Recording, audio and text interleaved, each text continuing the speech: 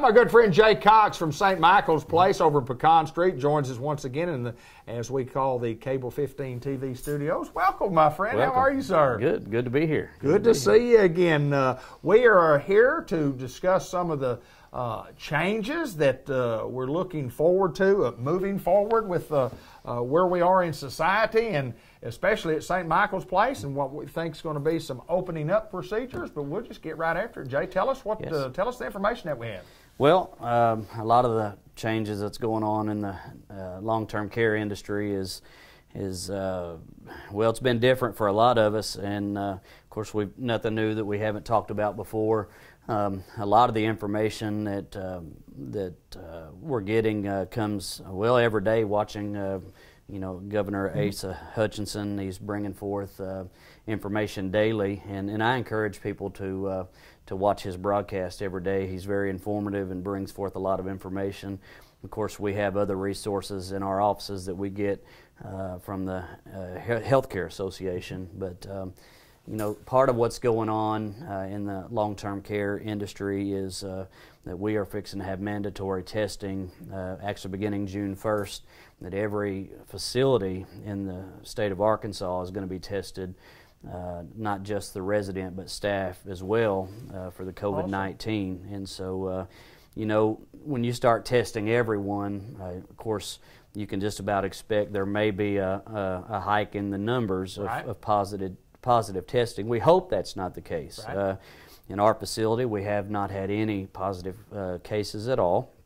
We are prepared, if that were the case, to have any positive cases, but we've been very careful. We're following all the social distancing guidelines, and we are scanning people just as the guidelines recommending. We're keeping our residents 6 foot apart. Very limited on certain types of activities. We're doing everything that the association recommends and the CDC. So, we're trying to follow all the guidelines and make sure that our facility is safe and secure. We are waiting on our test to arrive, so there's a lot that I can't go into detail, but just to let you know that our facility will be tested just as every facility in the state of Arkansas.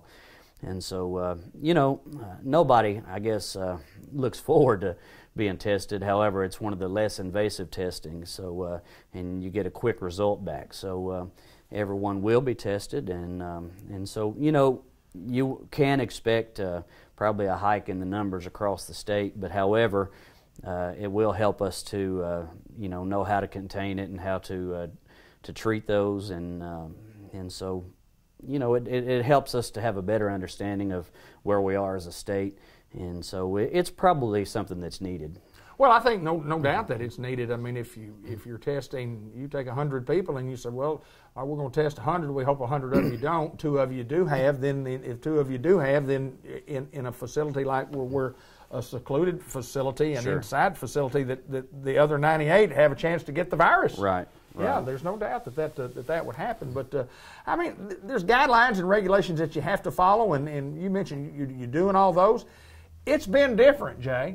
It's been different. It's been different. And, a part of the testing is actually going to be a step toward opening back up. If you, especially yesterday, the governor and part of the Healthcare Association, one of the representatives there, kind of went into detail a little bit about that, and of course there wasn't any set dates or anything, but as the testing is done and as the numbers come out, they're going to start looking ahead to a possible opening back up for inside the facilities for more group activities to begin to take place for the residents inside, and then eventually, of course, for visitors to begin to come back, because these residents, they want to see their families. Sure. And vice versa, not just through a window or through FaceTime. And of course, we're doing everything we can to allow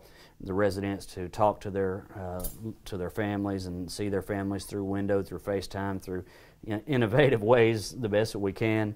And you guys are doing an awesome job of doing that, because I see a lot Sure. of it on social media. Absolutely. And we're trying our best, to keep that open line of communication. And it can really set in for things like depression. You know, when you're used to seeing your loved one on a regular basis, and then you cut off that regular face-to-face contact, you know, those hugs, those, you know, that hand-to-hand contact with a loved one, and then all of a sudden that cuts off.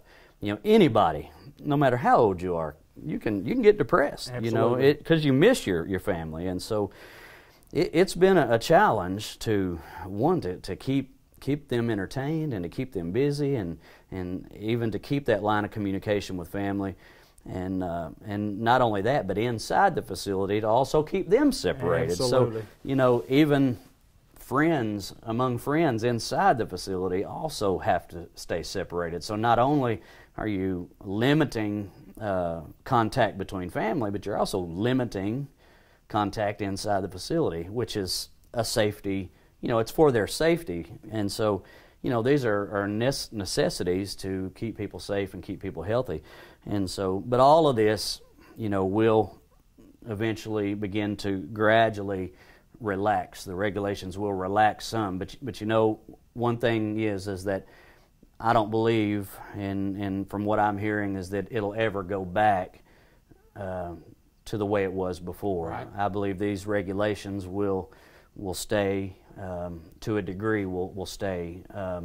And you know, I'm not the decision maker on some of these things, but I believe from this point on, you'll always see more strict regulations Sure. I agree on with that, yes. entering in and out, probably even in the hospital realm as well, on visitors coming in and out and things. The COVID-19 has changed the healthcare industry, probably from here on out. But these testings will give the CDC and the Healthcare Association an idea on how to kind of open back up and allow visitors to come in and out. So you'll slowly start to see homes begin to allow those regulations to relax a little bit, and see those family members be able to come back. And it will probably be a lot like you've seen your restaurants, just a small capacity at a time.